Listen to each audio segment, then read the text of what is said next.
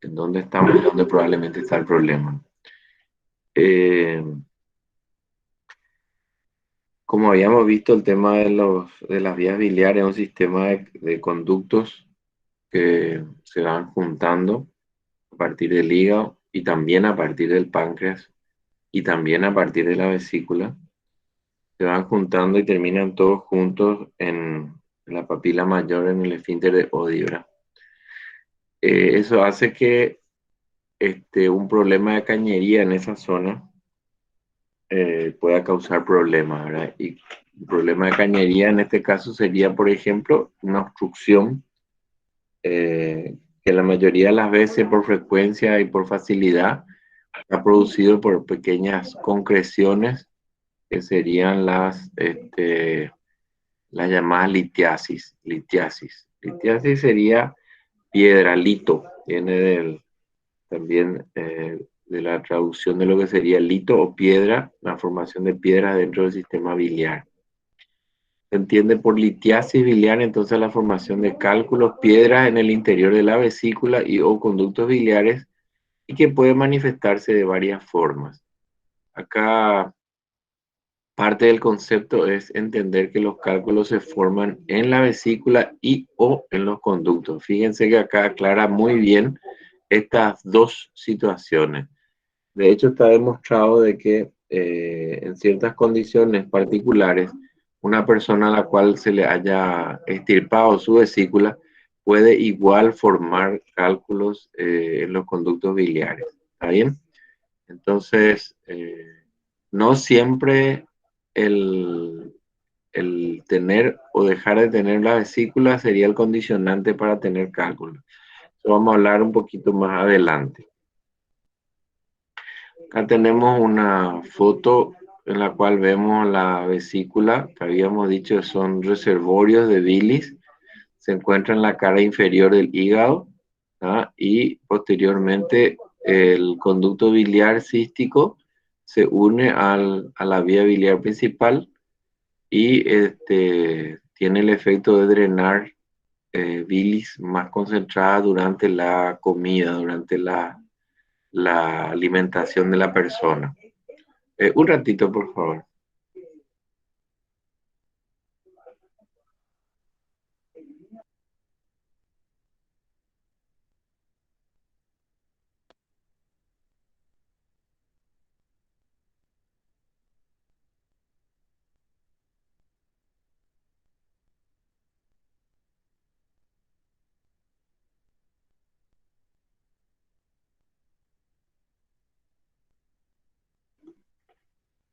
Bueno, vamos a seguir, perdón. Estamos hablando entonces que la vesícula es el órgano concentrador de la bilis que es producida por el hígado.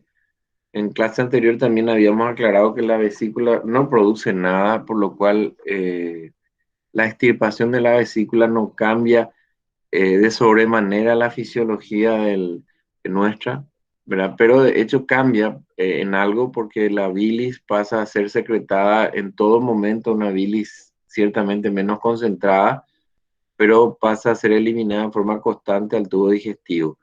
La vesícula hace ese papel de concentrador y sobre todo de eliminar la bilis en el momento más adecuado, que sería cuando la persona se alimenta. Eso perderíamos en un caso eventual de que una persona se le estirpe la vesícula. Como datos históricos, tenemos algunos números interesantes. Fíjense que se encontraron cálculos en momias egipcias, hay descripciones también antiguas. Fíjense que en el siglo XVI los primeros anatomistas fueron encontrando cálculos en cadáveres que empezaron a disecar. Eh, en este mismo siglo se empezó a hablar ya de algunas dietas que podrían contribuir a la no tenencia de estos cálculos. Y recién en 1880, hace poquitos años nomás, ¿verdad? Fíjense que esto serían unas 6 generaciones atrás nuestras, se impulsan las primeras colecistectomías. Acá hay un dato interesante, en realidad antes que esto, un poquito antes que esto, se empezó a hablar y se empezó a practicar lo que era la colecistostomía. Fíjense que en medicina las terminaciones marcan diferencias. ¿Y qué serían las colecistostomías? A ver si alguien me aclara un poquito cuál es la diferencia entre colecistectomía y colecistostomía.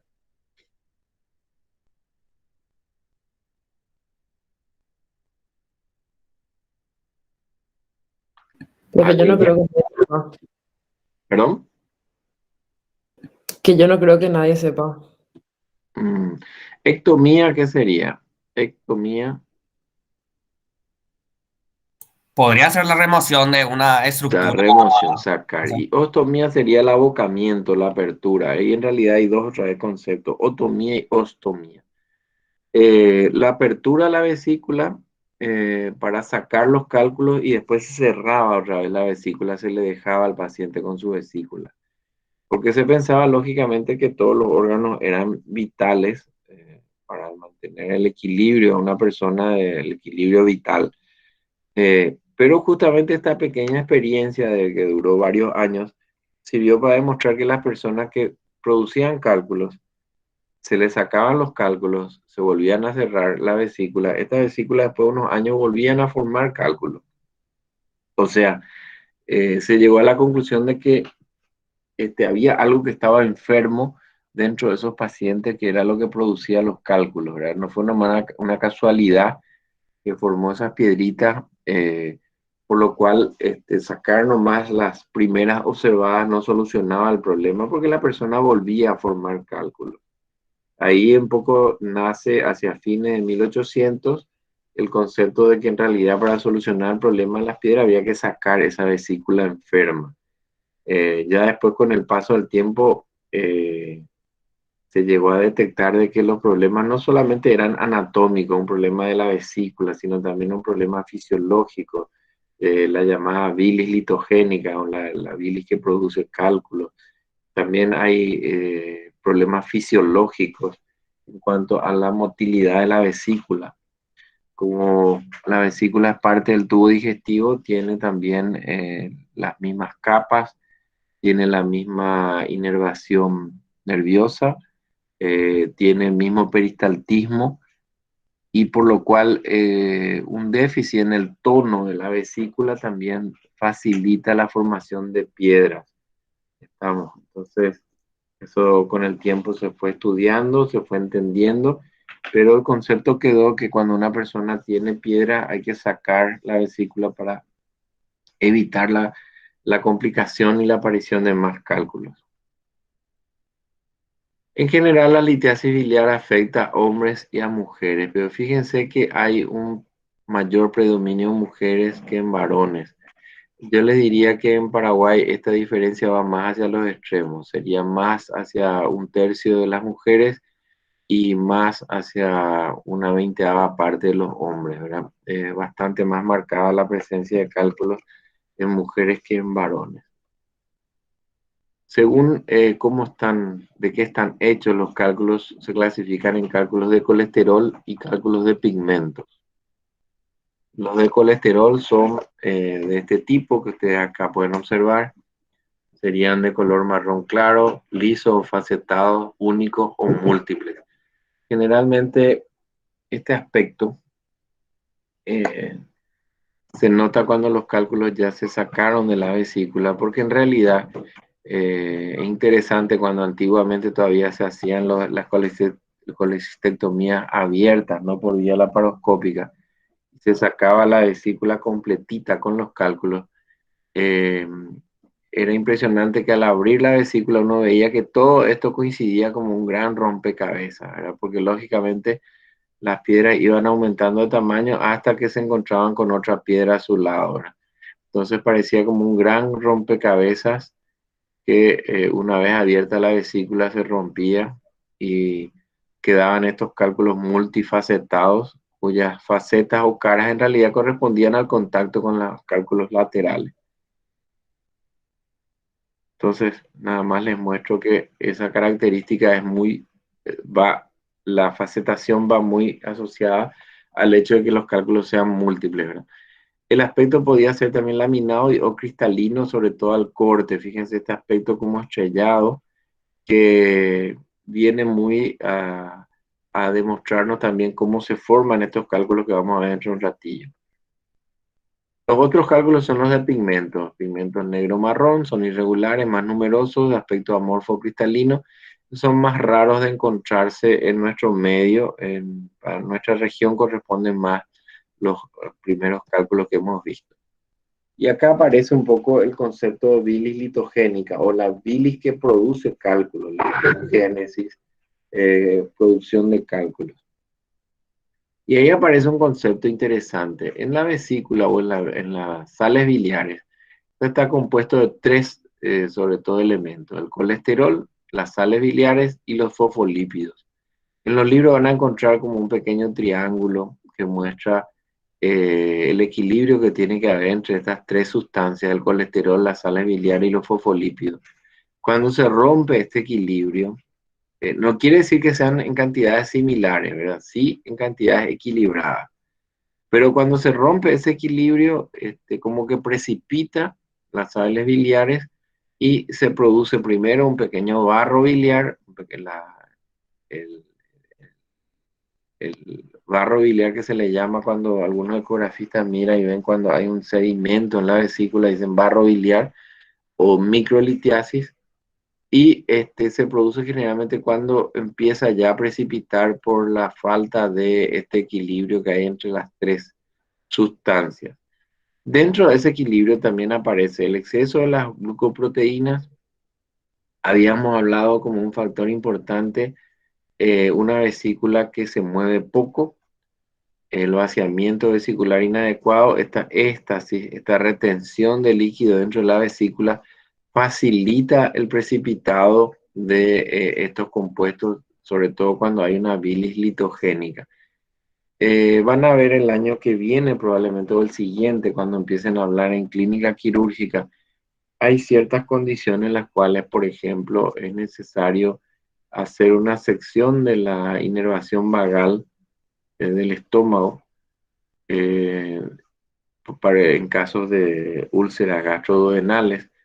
Y esas cirugías que se llaman vagotomías o sección del nervio vago, dejan denervado todo el tubo digestivo posterior al estómago, o sea, sería duodeno, intestino delgado, intestino grueso, y lógicamente parte de esa zona que queda sin inervación también incluye las vías biliares y la vesícula.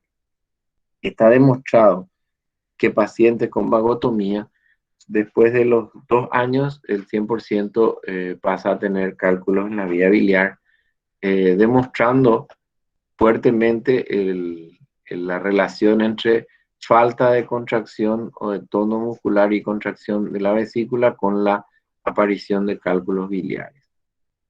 Después hay otros factores como esta falta de inhibidores proteicos, concentración de iones de calcio, la beta-glucuronidasa, de que producen ciertas bacterias, también transforma la bilirrubina conjugada, no conjugada, que es insoluble. ¿Tá? Todos son factores que ayudan. Aparece el concepto de lo que es la micela biliar.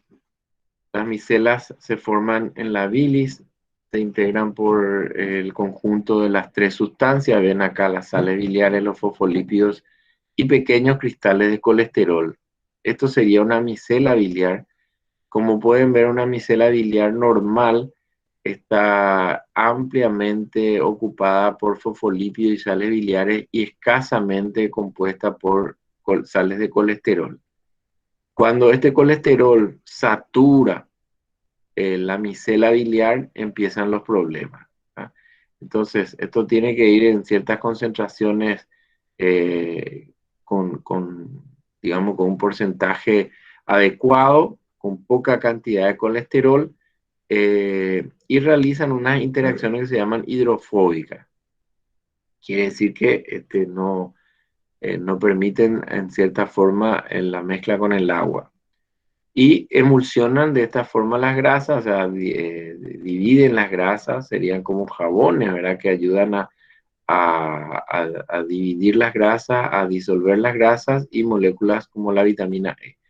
Evidentemente, estos son los elementos que sirven para facilitar la digestión que, digamos, está dentro de su objetivo.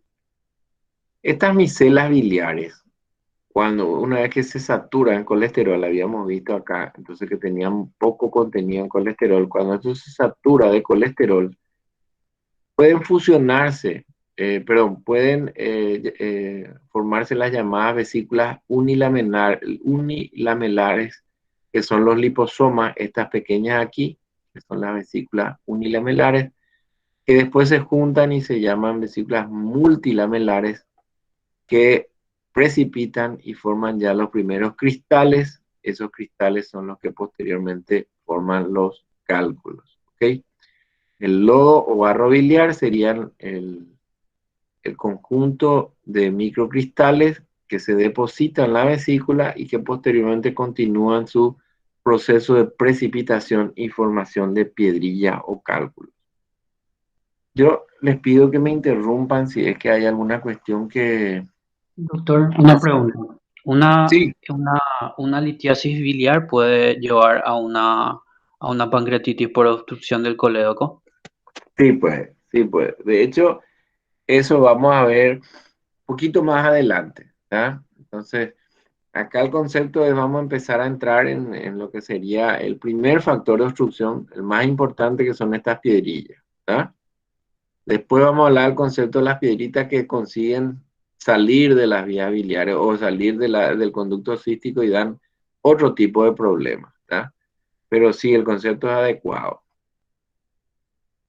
Un detalle acá nada más que les quiero mostrar. Muchas veces cuando la gente va y se hace ecografía, hoy en día ya es relativamente fácil y también a veces los médicos facilitamos que se hagan los estudios muchas veces sin indicación médica. La gente va y porque le aconsejó un vecino, una vecina, lo que sea, se va y se hace una ecografía y viene con el resultado de un gran cálculo, una piedra enorme en el... les hago una preguntita, a ver un poquito. ¿Cuál les parece que podría ser más peligrosa desde el punto de vista del paciente? ¿Un gran cálculo biliar o pequeños calculillos en Yo la creo que vesícula? calculillo, profe, ¿Por qué sería? porque ahí puede salir de la vesícula y trancarse en los conductos biliares.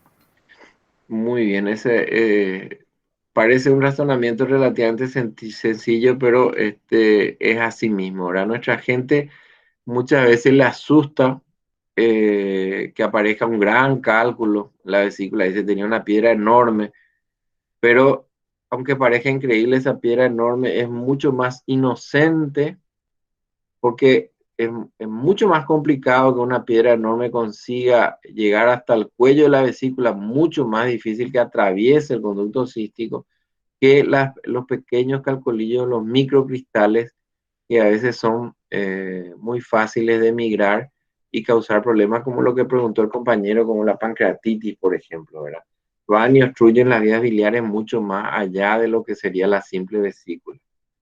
Es así, ¿verdad? Es un tema de concepto, es un tema que aunque no lo crean, es un tema que se discute mucho en medicina y no es fácil de entender, inclusive para algunos profesionales médicos.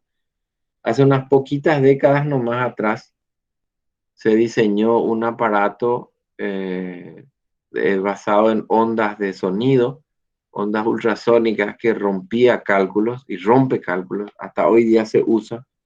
Pero cuando se diseñó este aparato, ¿verdad? Que con ondas de sonido desde el exterior del cuerpo rompía cálculos, se presentó a la comunidad médica como la solución para los cálculos biliares y los cálculos renales del riñón, ¿verdad? ¿Qué les parece a ustedes que pasó?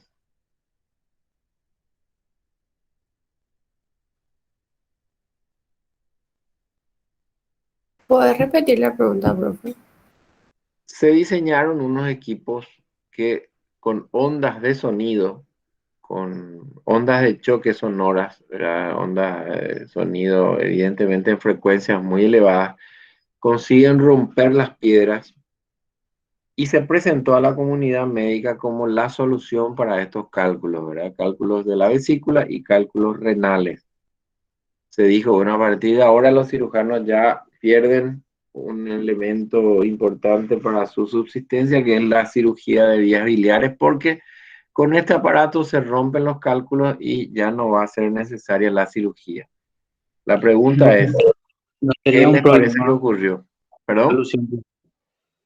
No entendí. No sería un problema más que una solución, porque al romper los cálculos se romperían en pedazos más pequeños. Entonces es más, o sea, sería, o sea, facilita la salida por el conducto. Es así mismo como estás planteando, ¿verdad? Esa fue la Realmente solución para darle más sustento a los cirujanos a propios. los cirujanos, ¿verdad? Al final fue más un problema que una solución. Ese aparato, ese tipo de equipo hasta hoy día se sigue usando, pero lógicamente quedó en su punto justo, que sería cálculos renales. Hasta hoy día se usa para romper los cálculos renales y en el caso de los cálculos renales tienen otro tipo de elementos para protegerse y sobre todo no, un cálculo renal que vaya y obstruye la vía urinaria, lógicamente tiene un costo totalmente diferente a lo que es el costo que puede dar una piedrilla o un fragmento de piedra en las vías biliares, ¿verdad? La vía biliar puede producir una cadena, una cascada de eventos, de complicaciones cada vez más severas que inclusive pueden comprometer la vida del paciente. Eso vamos a ver en próximas clases. En la vía urinaria, sin embargo, un fragmento de cálculo puede obstruir la vía urinaria, pero además de unos cólicos, algunas complicaciones de menor porte, pueden ser extraídos sin mayores complicaciones. Por eso que ese tipo de equipos en corto tiempo fue dejado de lado para uso en las vesículas y quedó como un elemento, un recurso más que hasta, tengo entendido, hasta hoy día se sigue usando en cirugía o en procedimientos renales. Les vuelvo a decir, aunque parezca increíble, esto fue presentado a la comunidad médica y mucha gente pensó realmente que era la solución para los cálculos biliares. Fíjense que un simple y pequeño razonamiento hubiese eliminado esa opción antes de ponerse en la práctica, ¿verdad? Pero así fue, así ocurrió hace unas poquitas décadas atrás, no más. La litiasis biliar, entonces, habíamos hablado que el principal factor determinante es la llamada bililitogénica asociada con factores como la éstasis biliar, ¿verdad? Pero también hay factores que se consideran predisponentes. De hecho, las hormonas femeninas, el hecho, dijimos que se vean más en mujeres que en varones, la edad, la obesidad está asociada con algunos trastornos metabólicos que también influyen a esta producción de bililitogénica, que es la que termina formando los cálculos. Personas con mayor cantidad de gestaciones también tendrían una mayor posibilidad de producir cálculos y habría una relación de parentesco también, ¿verdad? Familias que tendrían como una predisposición a tener esa bililitogénica a diferencia de otras personas que probablemente no tienen esa asociación familiar, pero no se considera como una enfermedad genética, ¿tá? Se habla de que hay una relación, por eso que cuando hacemos la historia clínica de estos pacientes siempre preguntamos si es que en la familia hay otros pacientes que hayan tenido, otros familiares que hayan tenido litiasis biliar, porque hay cierta asociación, ¿verdad? Pero no hay un factor genético que se haya descubierto como un determinante que la persona eh, forme cálculos. Otros factores que juegan también un papel bastante importante, el uso de anticonceptivos orales. Fíjense que mucho de esto va asociado con el género femenino, ¿verdad? Entonces también podría ser que todo esto aumente la población femenina que va asociada a la litiasis más por encima de lo que serían en los varones, ¿verdad? Aumento de niveles séricos de triglicéridos, esto va con la población que tiene obesidad, niveles bajos de colesterol, HDL. Dijimos que resecciones intestinales, vagotomías, ¿verdad? Van asociados con esa situación de éstasis biliar, diabetes, anemia hemolítica serían también factores descritos como favorecedores o predisponentes de la formación de litiasis. Se habla como una triada, una triada maldita, una triada que predispone. Generalmente en consultorio de gastroenterología o de cirugía, cuando observamos una mujer por encima de los 40 años y con antecedente de multiparidad, esta es una mezcla bastante sospechosa de que esa persona pueda estar siendo portadora de litiasis biliar, ¿verdad? Esta triada, entonces, el género femenino mayor de 40 años y con múltiples hijos, es una situación que va asociada a la tenencia de cálculos muy fuertemente. Después está la litiasis. Sí, pregunta. Una duda, cuando dijo que los cálculos biliares más chicos o varios pequeñitos era como peor que los grandes, ¿es por la inflamación de los, por ejemplo, de las vías biliares, por el roce de las piedras todavía al pasar o por qué causa? No estoy viendo tu nombre. ¿Me puedes decir tu nombre? Dimter, Rosita. Rosita, te pido me hagas recordar esa pregunta en unas cuantas diapositivas más adelante, antes de terminar la clase, porque creo que te voy a responder, ¿tá? Y quiero responderte con un gráfico para que lo veas, ¿está? Ok, Entonces, gracias, profe. te explico dentro de un ratito, ¿verdad? Ok. Un concepto interesante es la llamada litiasis asintomática. O sea, quiere decir que la persona está llevando cálculos en su vesícula, inclusive puede ser en sus vías biliares, y no tiene sintomatología. Estas son la gran mayoría. Fíjense, 85, yo les diría que hasta 90% del total de los pacientes que tienen litiasis en vesícula son personas asintomáticas. Quiere decir que no tienen manifestaciones clínicas. ¿Cómo se descubre que estas personas tienen cálculos? Generalmente son descubrimientos casuales, ¿tá? Se hacen un estudio, una ecografía, una tomografía por algún otro evento abdominal y ahí se observa que tienen cálculos en vesícula. O, lo que es peor, debutan con una complicación. Ya cuando una piedrita que estuvo durmiendo en su vesícula durante mucho tiempo sale de la vesícula y causa algún tipo de problema, como vamos a ver dentro de un ratito, y le respondo también a Rosita con eso, causa una complicación. El tratamiento de las asintomáticas sería similar de las personas con síntomas. A pesar de que ahora hay una ligera tendencia a hablar de que las personas asintomáticas no son tan necesarias de ser operadas y extirpársele la vesícula, pero esa discusión la van a tener en clínica quirúrgica unos años más adelante. En general, el concepto es que una persona que tiene piedras en su vesícula es lo mismo que ande con una pistola cargada y con el dedo en el percutor. Entonces, imagínense que tienen una pistola cargada y van portando esa arma. En cualquier momento, cualquier detalle, cualquier golpe, cualquier mal movimiento puede producir un disparo de esa pistola. Entonces, de ahí surge el concepto de que las personas, por más que tengan una litiasis asintomática, deberían operarse y sacar su vesícula para evitar complicaciones mayores. Pero vuelvo a decirle, como en patología quirúrgica no entra la parte de tratamiento, nosotros hacemos la exposición de la patología, les dejo para que se peleen con este tema cuando entren en clínica quirúrgica, ¿verdad? Si todas las litiasis biliares se operan, cuándo se operan, si solo las que se complican, si solo las que dan síntomas, eso van a discutir con sus instructores y profesores de clínica quirúrgica. Las que producen síntomas, ¿qué síntomas producen, verdad? Desde la leve y simple epigastralgia. ¿Qué es una epigastralgia? El dolor del epigastrio. ¿Cuál es el epigastrio? la llamada boca del estómago, ahora la zona más superior del abdomen.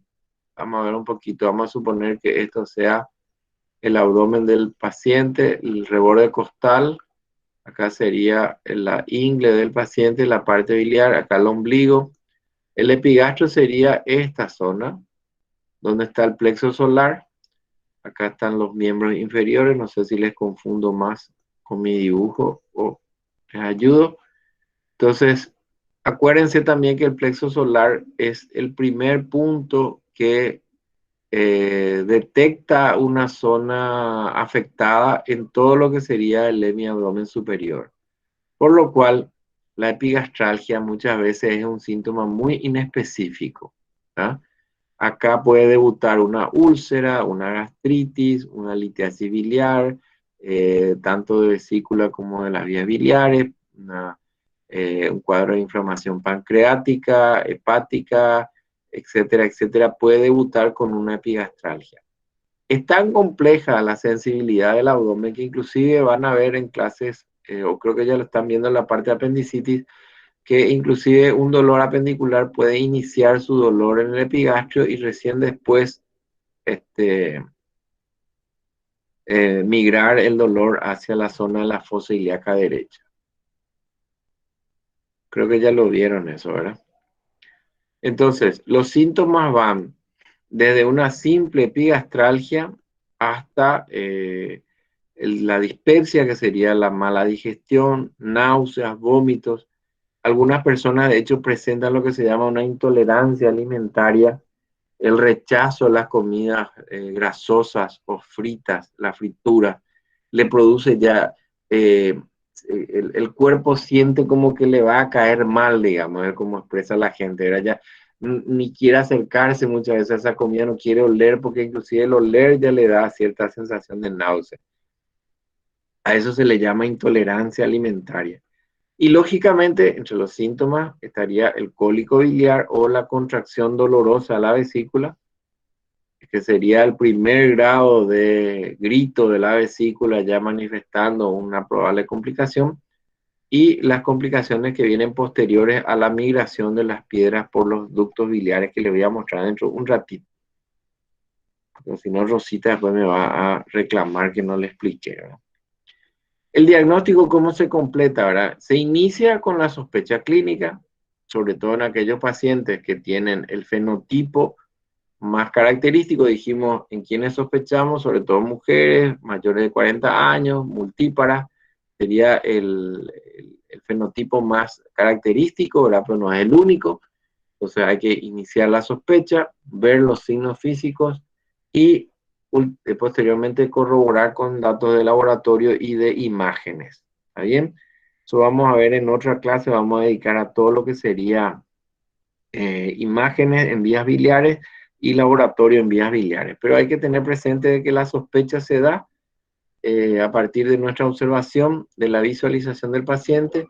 Hay que determinar dentro de la historia clínica cuándo comienzan las sintomatologías, si es que esta existe, la forma en que comenzó, el sitio donde se origina, la hora, más que la hora del reloj, sería la hora con relación al día, ¿verdad? Si es un dolor diurno, si es nocturno, si tiene una relación con las comidas, con la ingesta, y si esa comida que le generó el dolor era una comida rica en grasa o una comida pesada, como le solemos decir. Si ese dolor se irradió del mismo lado, si el paciente consiguió tener una posición que le mejoraba el dolor, si ese dolor fue asociado con náuseas, vómitos y de qué tipo fueron los vómitos en caso de que existieran, ¿verdad? Todo eso hace a un buen levantamiento de datos, una buena historia clínica en pacientes de vías biliares.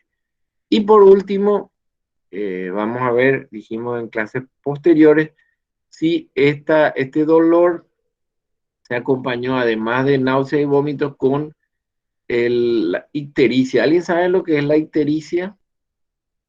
La coloración amarillenta de la piel y mucosas por acumulación de bilis. Coloración Amarillenta. amarillenta de la piel y de mucosa. Muy bien, esto es sobre todo casos de obstrucción de las vías biliares. en la cual la bilis, en vez de pasar al tubo digestivo, pasa a aumentar la presión intracanalicular de las vías biliares y el hígado, y entonces pasa, como habíamos visto en la clase anterior, el hepatocito cambia su polaridad y empieza a eliminar las sales biliares, en vez de al polo biliar, a la sangre, ¿tá? El paciente se vuelve amarillito, empieza a tener ictericia, esa bilis en la sangre es eliminada por la orina, entonces produce coluria, una orina oscura. Acolia es la falta de bilis en la materia fecal, entonces pierde el color característico de la materia fecal y se vuelve una materia fecal decolorida, casi blanquecina. Y otro síntoma que puede aparecer es fiebre.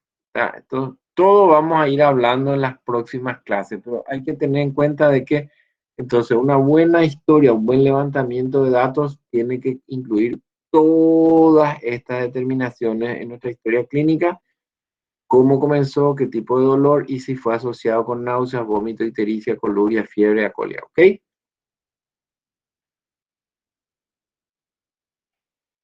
La historia clínica, dijimos entonces, antecedente de la enfermedad actual, fecha en que iniciaron los síntomas, si hubo cuadros anteriores, relación con la ingesta de comida, antecedentes personales, fisiológicos, o sea, cómo es el tipo de vida de la persona, sobre todo sus hábitos alimentarios, si ingiere alcohol, antecedentes patológicos personales, si tuvo en contacto con pacientes con hepatitis, algún tipo de transfusiones, suero, antecedentes quirúrgicos. Vimos que que la persona haya sido operado del tubo digestivo, si tuvo vagotomía, puede influir en la aparición de litiasis biliar.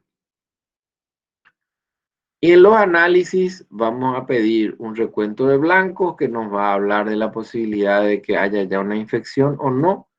Acuérdense de que la simple presencia de cálculos en la vesícula produce una inflamación crónica de la vesícula que se llama colecistitis crónica calculosa, o CCC serían sus iniciales, colecistitis crónica calculosa, ¿tá?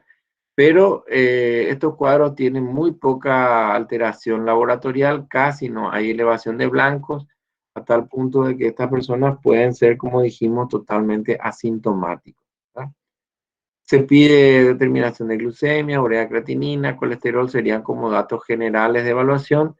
Y posteriormente vamos a ver que se piden determinación de enzimas que hablan más bien del estado de las vías biliares, que serían la fosfatasa alcalina, las transaminasas, la GPT, GOT y la gamma GT, y determinación de bilirrubina, que nos marcarían presencia de cálculos ya en las vías biliares.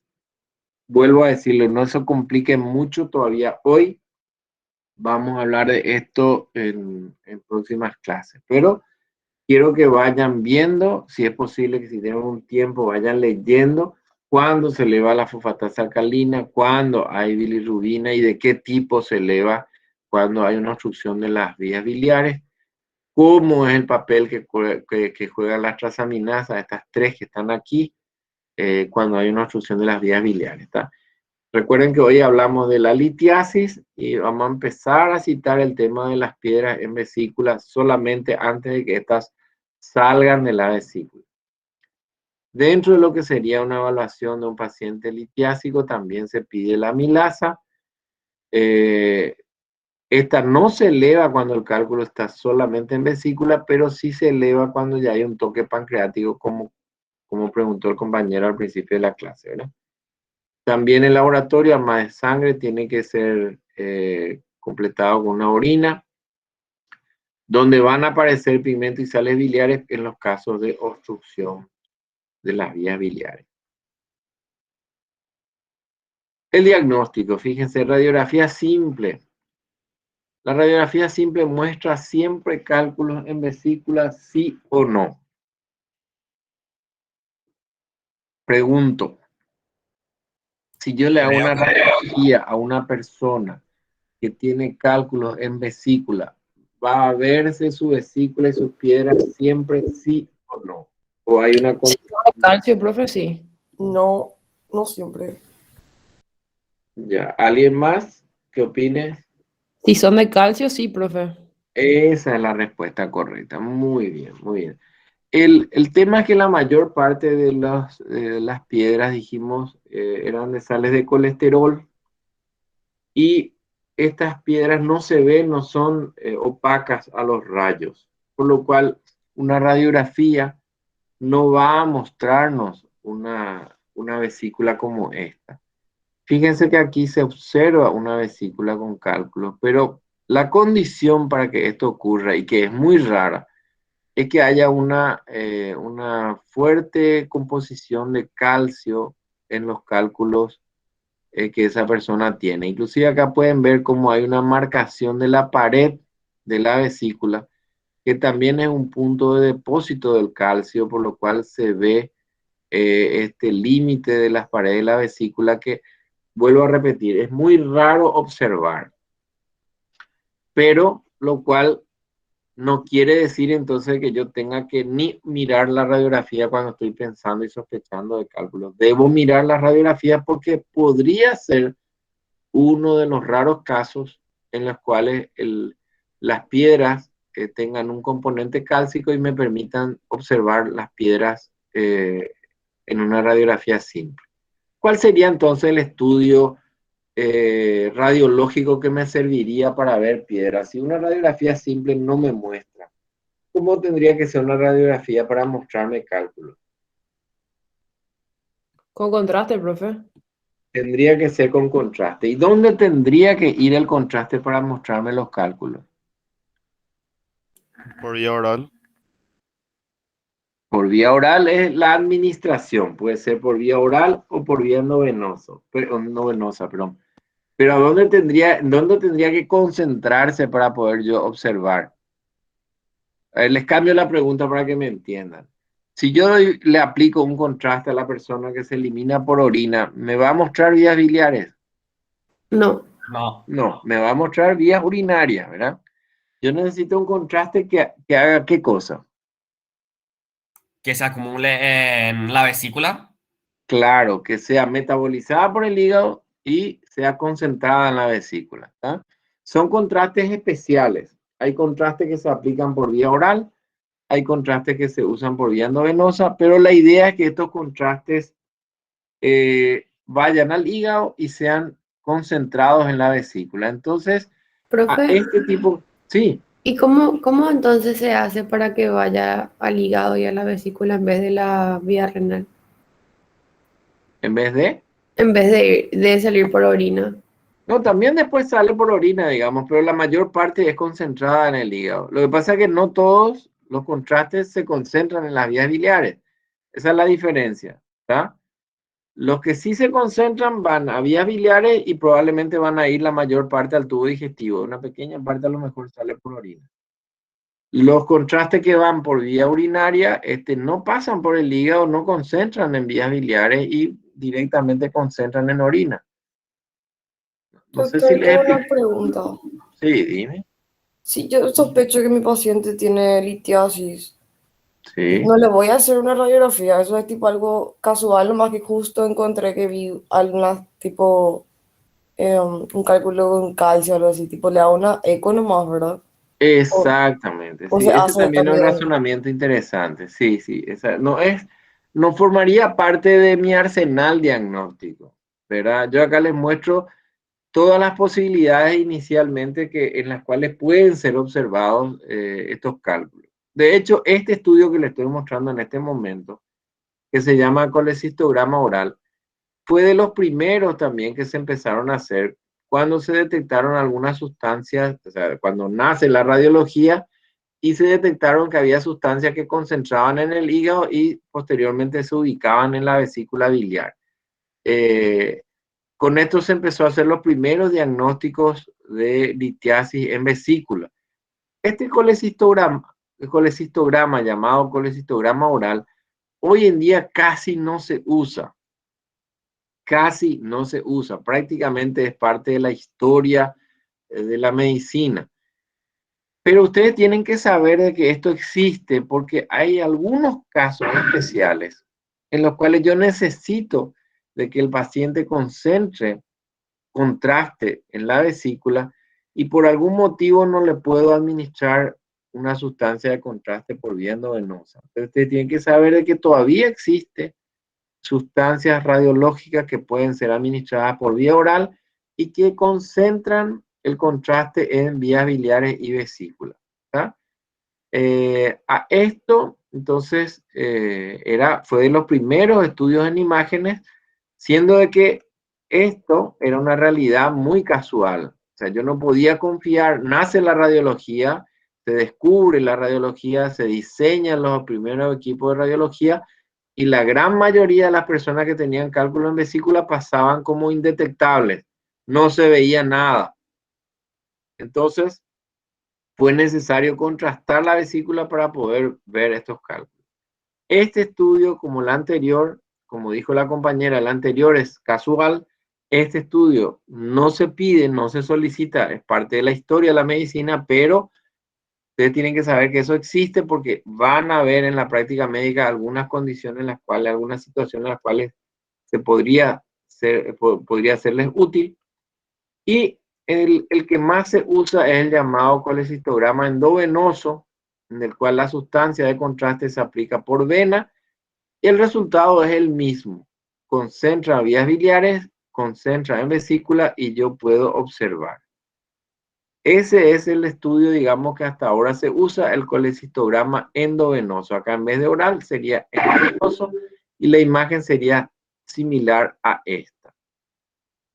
No se apuren, ya les voy a aclarar el nudo mental que le estoy produciendo en este momento, ¿verdad?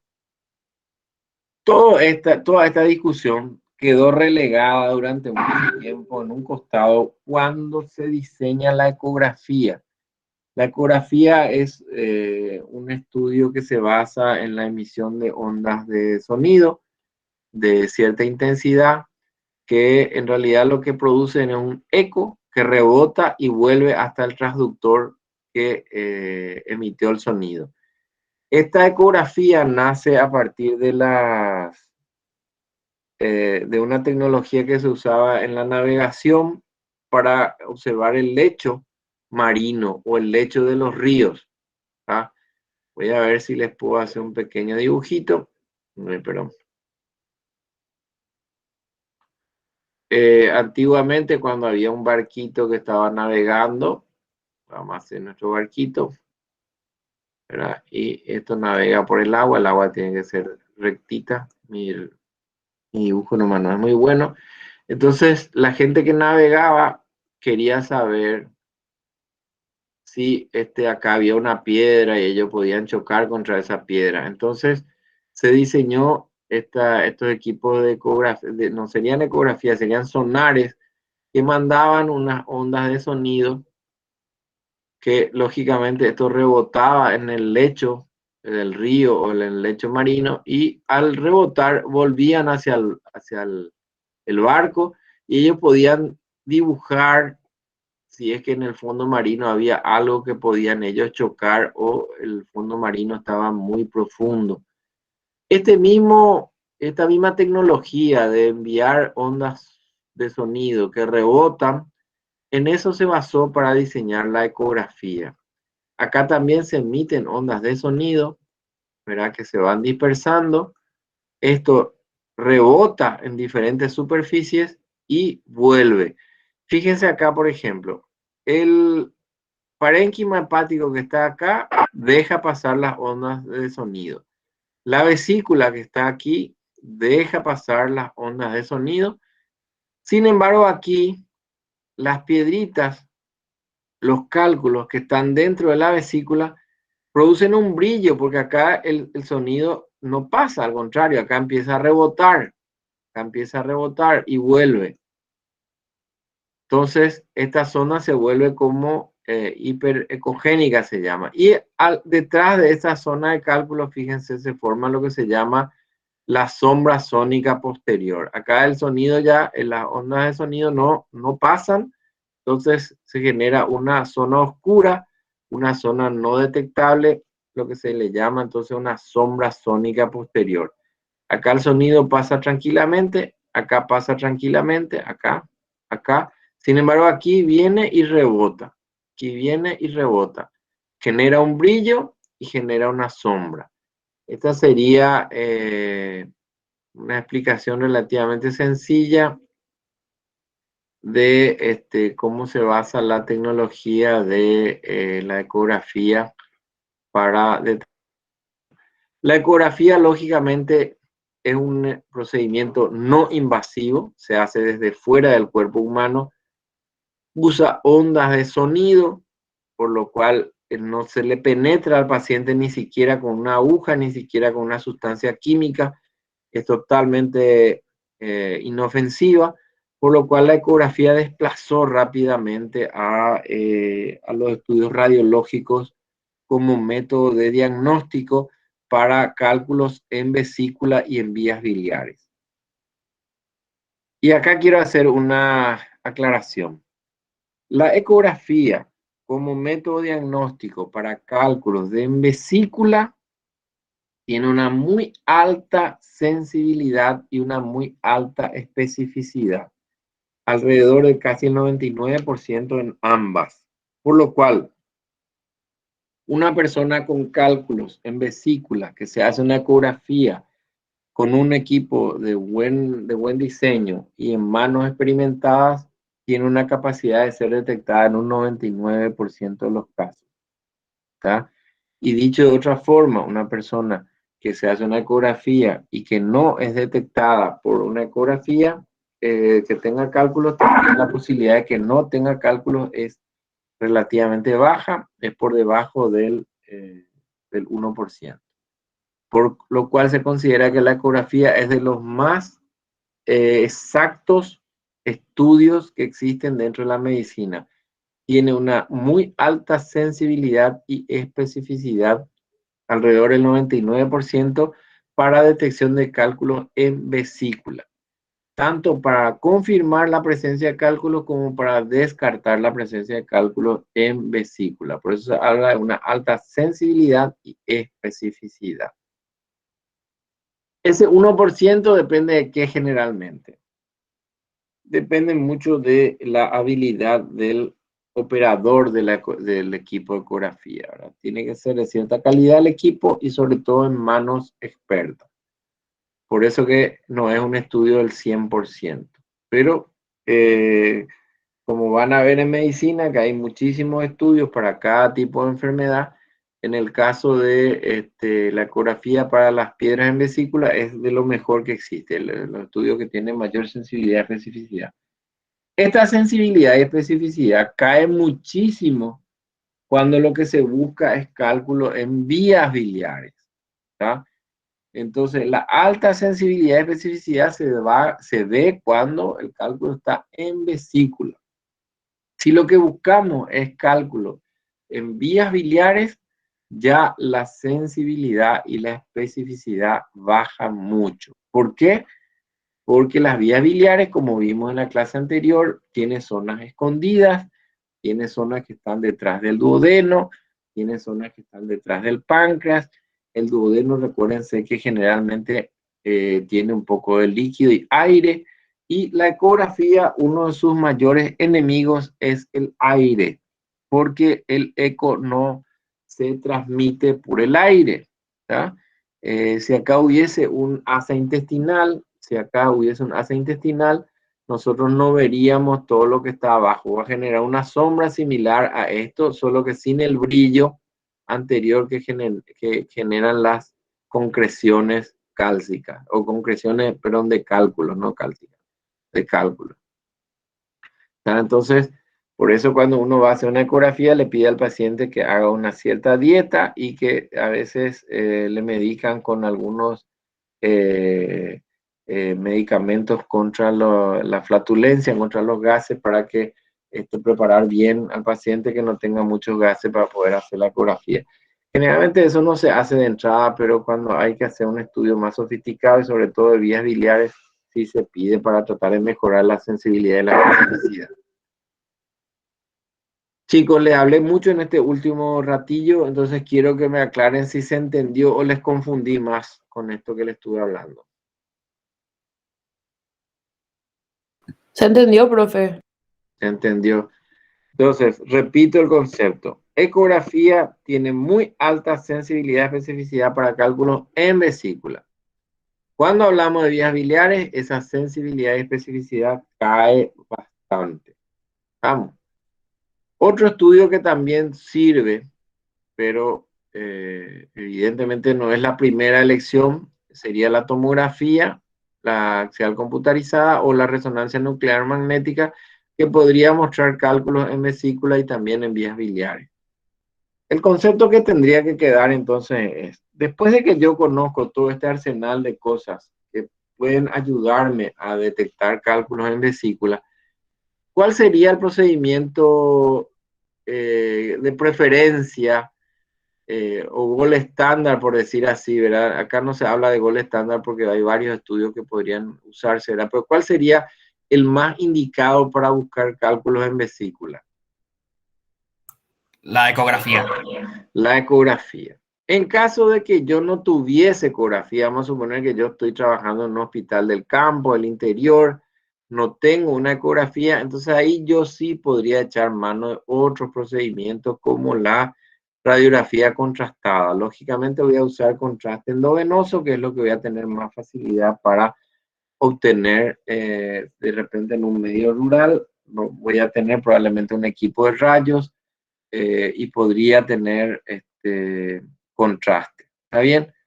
De hecho, es una lógica muy rara la que le estoy diciendo, porque lo más práctico sería nomás pedirle al paciente que vaya a un centro un poquito más capitalino o una capital de departamento, donde probablemente van a tener ecografía y se va a poder hacer el estudio más tranquilamente, ¿verdad? Pero recuerden entonces que para la detección de cálculos, en primer lugar y por lejos está la ecografía. En segundo lugar, y generalmente cuando la necesidad está marcada por otra patología o por otra sospecha, también podrían ser estudios radiológicos o estudios de la tomografía o resonancia, que dijimos son más bien los que generan hallazgos casuales de litiasis cuando el paciente se hace el procedimiento para otro tipo de solicitud, otro tipo de investigación. Respiro hondo, les doy un minuto, vuelvo a preguntarle, ¿hasta acá estamos bien? Sí, profe. Se me durmieron todos, parece. Este es un procedimiento que vamos a ver más adelante, la llamada colangiopancreatografía retroendoscópica. Les voy a explicar después. Quiero que sepan que esto existe. Generalmente acá el contraste se introduce en vía retrógrada, desde la papila a la vía biliar. Y generalmente cuando el contraste va por vía retrógrada, es muy difícil que tiña al conducto cístico y la vesícula. No sirve mucho para observar cálculos en vesícula. Raras veces el contraste consigue llenar la vesícula, pero vamos a dar una clase exclusiva de métodos de diagnóstico para vías biliares en este caso. Y aquí vamos a hablar, voy a adelantarme un chiquito, permítame, acá. Rosita, ¿estás todavía por ahí? Sí, profe. Bueno, a este quería llegar, ¿verdad? Fíjense, acá tenemos el conducto cístico, acá lo que está faltando es la vesícula, ¿verdad? En este dibujo. Entonces, fíjense, vamos a hablar en las próximas clases cómo las piedras pueden desde obstruir el cuello de la vesícula, con lo cual producir una inflamación de la vesícula. Pueden, si el tamaño lo permite, pasar por estas válvulas espirales, ¿se acuerdan? Válvula espiralada, y llegar a la vía biliar, producir obstrucción de la vía biliar. Una vez que está en la vía biliar, esto puede migrar hacia arriba, hacia los conductos intrahepáticos, puede generalmente, de hecho lo hacen, generalmente van hacia abajo, pueden obstruir la vía biliar en su porción inferior. Si es muy abajo, esto también puede obstruir la vía pancreática, dando posibilidad a la aparición de una pancreatitis aguda, que fue tu pregunta, Rosita, ¿tá? Esto es parte entonces de la arquitectura de la vía biliar, del entendimiento de esta arquitectura nos va a permitir razonar en las complicaciones que estas pequeñas piedras puedan producir en el árbol biliopancreático. Un ratito voy a hacer otra vez esto. Acá tiene que estar la vesícula, ¿ok? Entonces, una cosa es que el cálculo esté acá dormidito. A eso se le llama, dijimos, colecistitis crónica calculosa. Otra forma de decirlo es colelitiasis. Colelitiasis es cálculo en vesícula. Otra forma de decirlo es litiasis en vesícula, piedra en vesícula, cálculo en vesícula. ¿Tá? Todas estas formas de llamarle son sinónimos. Colecistitis crónica calculosa, litiasis vesicular, cálculo en vesícula, piedra en vesícula. Colelitiasis son todos sinónimos. A partir de que esta piedrita, por una contracción de la vesícula, empiece a ir hacia la salida y empiece a obstruir, vamos a tener una cadena de complicaciones que va desde, dijimos, un cuadro agudo de obstrucción de la vesícula hasta complicaciones de la vía biliar que vamos a ver en clases posteriores. ¿Está bien? Entonces, recordemos, la clase de hoy es la formación de cálculos y la presencia de cálculos en vesícula. Retrocedo un chiquito.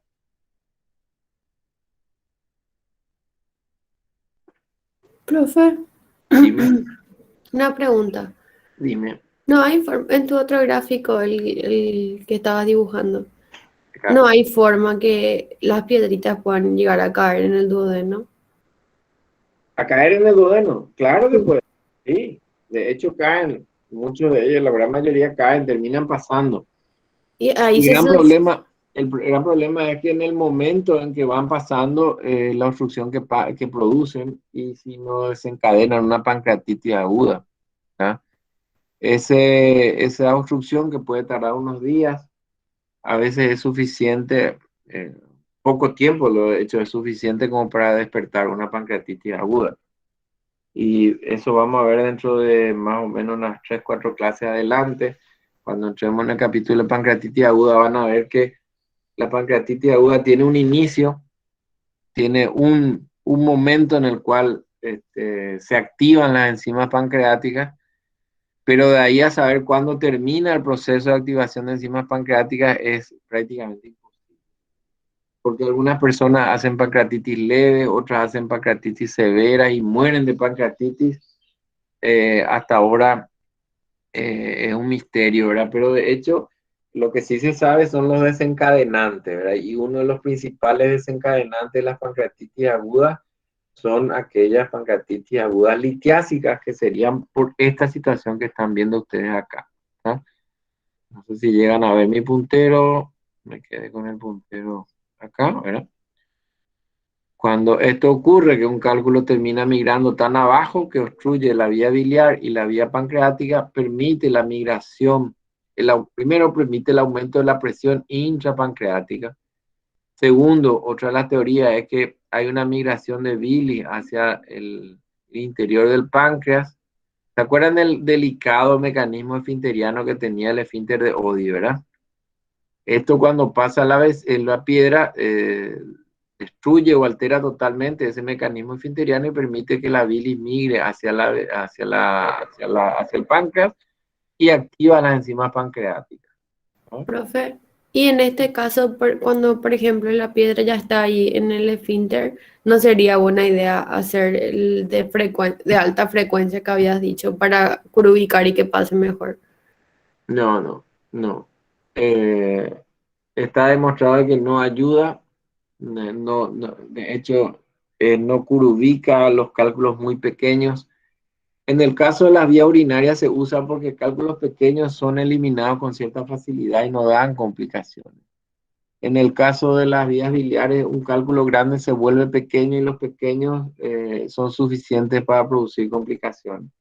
Acá no quiero nomás entrar en la clase próxima, ¿verdad? Pero acá, por ejemplo, en este caso, de que el cálculo está en este lugar, el procedimiento que se tiene que usar, y vamos a ver en otra clase, es este que está aquí, ¿verdad?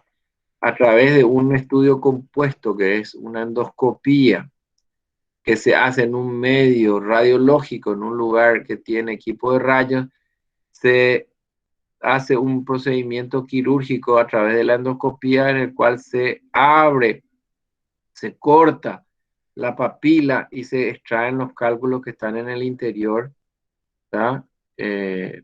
Tratando lógicamente de no estimular el páncreas y no empeorar lo que sería la situación del páncreas en ese momento, ¿tá? Este sería un procedimiento que se usa cuando ya hay cálculos en vías biliares y sobre todo cuando hay una pancreatitis de origen biliar. Este procedimiento se llama colangiopancreatografía retroendoscópica y vamos a ver en próximas clases, ¿tá? No sé si quiero dejarte un poquito con la duda. Si te interesa, me encantaría que leas porque eso te va a facilitar el entendimiento de este procedimiento. Es un procedimiento mixto, endoscópico y radiológico, que en esencia sería como una microcirugía, porque esto a través del duodeno, a través de la papila, uno accede en forma retrógrada a la vía biliar y puede generar una serie de procedimientos en esta porción terminal de la vía biliar. No sé si respondí tu pregunta, por lo menos a grosso modo. Sí, profe, gracias. Ok. Y como les voy a mostrar en las próximas clases, esta situación de cálculos en vesícula, dijimos que a esto se le llama colecistitis crónica calculosa, colelitiasis, cálculo en vesícula, litiasis en vesícula. Puede generar una cadena de complicaciones que van desde la simple obstrucción de la misma vesícula. Esto se contrae para cuando la persona come o cuando ve comida o cuando huele comida, uno de nosotros genera contracción de la vesícula. Esto puede producir la migración y la obstrucción del cuello de la vesícula y producir una colecistitis aguda. Esto se inflama, igual que una apendicitis aguda, se inflama, se agranda, duele. Eso vamos a ver en próximas clases. Hoy nos vamos a quedar con la colecistitis crónica, que sería este primer paso, ¿tá? Y después vamos a seguir hablando de las piedritas que consiguen migrar más abajo otra vez, toda la serie de complicaciones que van produciendo en esta cadena de obstrucción de la cañería biliar, por decirlo de una forma. Profe, Sí, ¿puede explotar? la vesícula.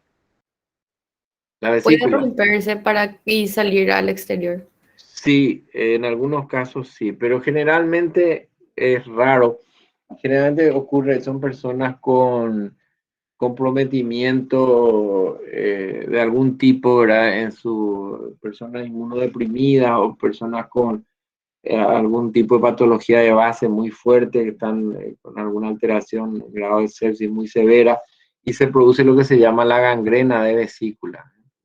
Vamos a ver eso en próximas clases, ¿verdad? Son colecistitis agudas muy severas, en la cual se produce, no una explosión, en realidad no es una explosión la que se produce, pero sí necrosis de la pared de la vesícula, y se termina rompiendo y salen los cálculos y sale la bilis al peritoneo y se llama coleperitoneo, ¿verdad?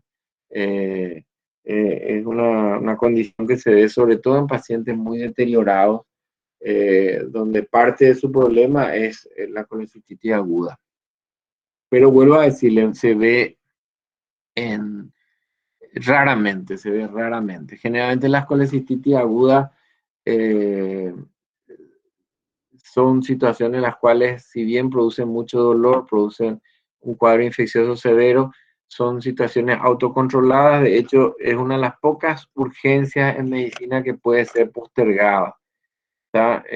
No quiero nomás entrar mucho en este tema, ¿verdad? Pero la colecistitis aguda, si el paciente no está en condiciones de ser operado, vamos a suponer que tenga una complicación, algún otro tipo de problema, puede hacerse lo que se llama el enfriamiento de la vesícula, se le da antibióticos y se trata de combatir esta colecistitis aguda durante unos cuantos días hasta que mejore la situación de base del paciente y recién después se opera la vesícula y se sacan con los cálculos, ¿verdad? Acá estamos mezclando muchas cosas, ¿verdad? Nos adelantamos un poco en colecistitis aguda, entramos también un poco en clínica quirúrgica, que no nos corresponde, pero de hecho hay que hablar porque también ayuda al razonamiento, ¿verdad? Lo que yo quisiera que hoy se les quede el concepto de que principalmente las piedras se forman en vesícula. El causante es la bilis litogénica y trastornos de la motilidad de la vesícula serían los más grandes agentes provocadores de la formación de cálculos, ¿tá? Recuérdense que personas que han perdido la vesícula, que se le ha sacado la vesícula, también pueden formar cálculos dentro de las vías biliares, cálculos originarios en las vías biliares, por ser portadores de bilis litogénica y algunas condiciones en las vías biliares que favorecen esa éstasis de bilis que forman cálculos, ¿tá? Para diferenciar uno de otro en la medicina se habla de litiasis, se me fue el nombre, perdón. Litiasis que son residuales y litiasis recidivantes, ¿tá? Vamos a suponer que yo le operé a este paciente, le saqué la vesícula con los cálculos, ¿tá? Si dentro del año de operada la vesícula, el paciente aparece, debuta con un cálculo en la vía biliar, se habla de litiasis residual. Quiere decir que quedó un cálculo y yo no me di cuenta. No me percaté que ese paciente tenía cálculo en la vía biliar y se considera entonces una litiasis residual. Si el paciente es operado a la vesícula y después de más de un año aparece un cálculo, se habla de litiasis recidivante, o sea, apareció después, el cálculo se formó después, se formó dentro de las vías biliares. Es un acuerdo, es un consenso en medicina para diferenciar cálculos que han sido abandonados en las vías biliares y cálculos que se forman de cero en las vías biliares, ¿tá? Diferenciar entonces litiasis residual de litiasis recidivante. La colecistitis crónica calculosa dijimos entonces que genera cierto engrosamiento en la pared de vesícula, que está dado por los cambios inflamatorios. Recuérdense que esto sí es un proceso inflamatorio crónico, aunque la vesícula no esté demasiado agrandada, pero sí su pared está ligeramente agrandada. Puede ser sintomática o no, puede ser totalmente silenciosa, la persona puede tener uno o varios cálculos, y dijimos que cuando producen síntomas, estos síntomas iban desde las náuseas, los vómitos, intolerancia a las comidas grasas, hasta complicaciones ya posteriores a la migración de los cálculos hacia las vías biliares. Acá arriba les pongo yo como una mnemotécnica para que vayan recordando. Generalmente la colecistitis crónica puede ser o asintomática o producir dolor en hipocondrio derecho, el costado superior derecho del abdomen, más náuseas y vómitos, y generalmente esto ocurre por crisis. O sea, hay episodios de dolor que después pueden calmar, porque la piedrita a veces obstruye acá y después vuelve a reposar. A eso se le llaman cólicos vesiculares, ¿verdad? Porque al contraerse se obstruye, duele. Al calmar la contracción, la vesícula también vuelve a su posición de reposo y termina. A eso se le llama cólicos biliares. Quisiera quedarme por acá.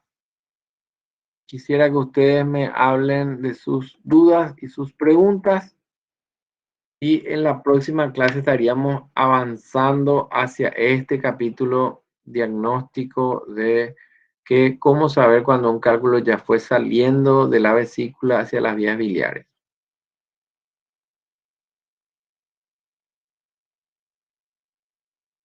¿Hay alguna pregunta? Yo creo que no hay más preguntas, profe. Bueno, ¿alguien Hola, más? profe.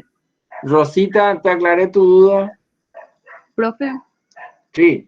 ¿qué tal? Tengo una Bien. dudita, profe. Viste que habías dicho que, bueno, por así decir, que es menos peligroso, bueno, no sé si la palabra, que sea solamente un cálculo, que muchos calculitos.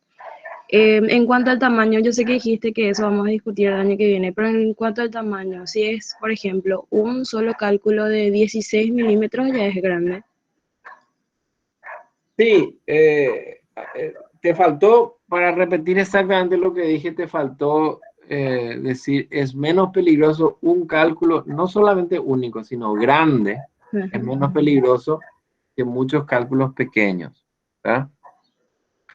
La unidad o multiplicidad no es la que le da el peligro, el El tamaño peligro. es el que le da el peligro, ¿verdad? Entonces, o sea, ¿a partir de qué medida más o menos ya es grande, considerado grande? No hay una medida estándar. O sea, de qué... Yo quiero que vos partas de este razonamiento. A ver, Ujú. voy a volver acá a mi dibujito. ¿Dónde estás? ¿Dónde estás? ¿Dónde estás? Me desapareció mi puntero acá.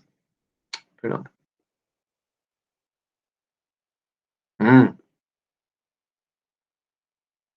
Pluma, este.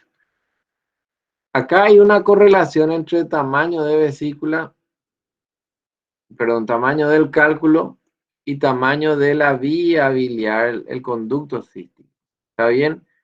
Yo puedo tener un conducto cístico que, a pesar de la válvula espiralada y todo lo demás, yo puedo tener un conducto cístico que permita una migración de acá, ponerle 3 milímetros, de aquí a aquí. Esto puede ser, en mi caso, 3 milímetros. Para mí, un cálculo de 3 milímetros o menos, de 2 milímetros ya sería un cálculo peligroso, ¿me entendés? Para mí, que yo tengo 3 milímetros acá. ¿Está bien? Sí. Para vos, podría ser que tu conducto cístico tenga como diámetro máximo 1 milímetro. ¿Está bien? 1 milímetro. Entonces, para vos, un cálculo de 2 milímetros, que para mí ya es peligroso, para vos ya es un cálculo seguro. ¿Me entendés? Para vos, un cálculo de 2 milímetros ya no va a conseguir pasar aquí en esta vía biliar de 1 milímetro. ¿Me comprendés? Sí, profe. Por Sí. eso que no hay una medida. Ujú. Nada más yo quise decir, para que a ustedes les sea entendible, ¿verdad? Que muchas veces la gente le tiene más miedo, ve una ecografía y ve un cálculo enorme acá en la vesícula y dice, híjole, ese cálculo hay que sacar pronto porque es grande, ¿verdad? Y en realidad la idea que les quiero transmitir es que el cálculo grande es relativamente tranquilo, ¿verdad? El que hay que tenerle miedo es al barrito biliar, a los microcristales, a estas piedritas chiquititas. Estas son las más jodidas. Estas son las más peligrosas porque, aunque mi conducto cístico sea finito de 1 milímetro, un microcristal va a poder migrar sin ningún problema. ¿Me comprenden? Es el concepto que yo quiero que a ustedes se les quede en la cabeza. Profe, No hay una regla de tamaño. Por favor, quiero nomás que esto no, por lo visto, no se entendió demasiado bien, ¿verdad? No hay una regla de tamaño. No hay un cálculo que sea seguro, por así decir, y otro cálculo que sea 100% peligroso, ¿ok? No, profe, claro, claro, profe, entiendo eso, sino que mi duda era nomás que, bueno, dijiste que íbamos a discutir más adelante, pero ¿sabes por qué es mi duda? Porque justo una señora me preguntó y sinceramente no sabía qué decirle, porque me dijo, me salió en mi ecografía uno de 16 y me tengo que operar ya, y yo obviamente no, le dije, no sabría decirte, tendrías que ir a consultar, pero esa era su duda y a mí también me quedó, que ya era muy grande y que si era operable sí o sí. Sí, lo que pasa es que vamos a ver más adelante, pero los cálculos no solamente producen problemas por migración, ¿verdad? Por obstrucción y migración. En cuanto a complicaciones obstructivas, el tamaño es fundamental. Pero también está estudiado de que la litiasis, la presencia de litiasis dentro de la vesícula produce irritación en las paredes de la vesícula, y está demostrado que la litiasis crónica tiene una incidencia importante en el cáncer de vesícula, ¿está? El CA de vesícula. ¿Está bien? Sí. Entonces es también un motivo por el cual la litiasis asintomática y las litiasis, aunque sea de gran tamaño, también son operadas, ¿está? Vuelvo a decirte que hay ahora una tendencia, hay escuelas que sostienen de que con estudios periódicos de los pacientes no haría falta operar. Pero nosotros sabemos que la cultura de nuestro país, de nuestro medio, la gente no se va a hacer una ecografía al año. Probablemente o se opera o se queda sin operarse hasta que tenga una complicación. Entonces, yo les diría que en nuestro medio les repito, esto es una discusión que van a tener en clínica quirúrgica, pero yo les sugeriría que en nuestro medio, por nuestro tipo de cultura, una persona con litiasis en vesícula que se opere nomás es más saludable, el riesgo de operar es más bajo a dejarle de esa forma, en forma crónica y que tenga cualquiera de las complicaciones, ya sea por obstrucción o por irritación y que genere un cáncer de vesícula. Mi sugerencia sería que se opere nomás. ¿Ah? Dale, profe, genial, gracias. Ok. Profe, ¿Alguna otra pregunta? sí, Rosita. Mi duda es, entonces, ¿los cálculos biliares chiquititos son más peligrosos por el hecho que pueden obstruir o dañar los conductos biliares en distintas áreas? Por eso es más peligroso, ¿cierto? Así mismo, así mismo. Ok, ok, Ese es el concepto. Sí, sí, sí. El vale. grande probablemente se contrae la vesícula, va a venir acá, va a generar un cólico y probablemente una vez que la vesícula se relaje va a volver a su posición de reposo y se acabó el dolor, se acabó el cólico. ¿Está? El grande no va a poder pasar mucho más allá de su propio tamaño. ¿Está? El chiquitito, cuando se contrae la vesícula, tiene posibilidades de salir con el líquido biliar, ¿verdad? Y el chiquitito, a lo mejor acá no va a dar problema, porque es tan chiquitito que no genera problema, ¿verdad? A lo mejor el chiquitito va a pasar fácilmente aquí, va a pasar fácilmente aquí, pero aquí, donde está el aparato esfinteriano, es donde a lo mejor nos puede dar problema y nos genera una pancreatitis aguda. ¿Se entiende? El cálculo intermedio, que es pequeño, pero no tanto, puede ya trancarse a este nivel, da una colecistitis aguda, puede trancarse a este nivel, dando obstrucción de las vías biliares, puede trancarse más abajo, dando una pancreatitis, ¿ok? Una serie de complicaciones que vamos a ver en próximas clases. ¿Se entendió eso? Sí, se entiende, profe. Gracias. Rosita, vos sos Rosita, ¿verdad? Sí. Dale. Quiero dejarle un poquito acá picando la pelota. Me encantaría saber si la clase de hoy le generó dudas, sobre todo, porque si se generan dudas, quiere decir que alguno de ustedes se va a motivar en ir a leer un poquitito. ¿Está bien? Porque el concepto que a partir de ahora viene, o sea, hoy queríamos meter el concepto de la formación de piedras. A partir de ahora lo que vamos a ver en las próximas clases va a ser qué desastres pueden hacer esas piedras, qué problemas pueden causar esas piedras y cómo vamos a detectarlo, cuáles serían los métodos de diagnóstico para detectar y sobre todo detectar en dónde están causando problemas. Es diferente la sintomatología cuando el cálculo impacta aquí, cuando impacta aquí, cuando impacta aquí o cuando impacta aquí. ¿Está bien? O inclusive cuando va hacia arriba, es diferente cuando está obstruyendo el conducto hepático común a cuando ya está obstruyendo uno de los conductos hepáticos sectoriales. ¿Ah? Totalmente diferente es cómo se presentan los pacientes. Y esa habilidad es la que quisiera poder enseñarles a ustedes. ¿Okay? ¿Alguna otra pregunta?